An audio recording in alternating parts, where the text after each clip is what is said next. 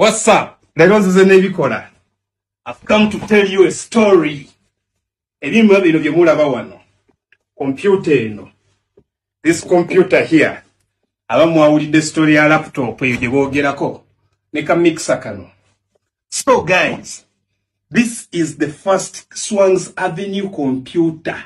Ye studio eyasoka binonga mubira bine bibiri.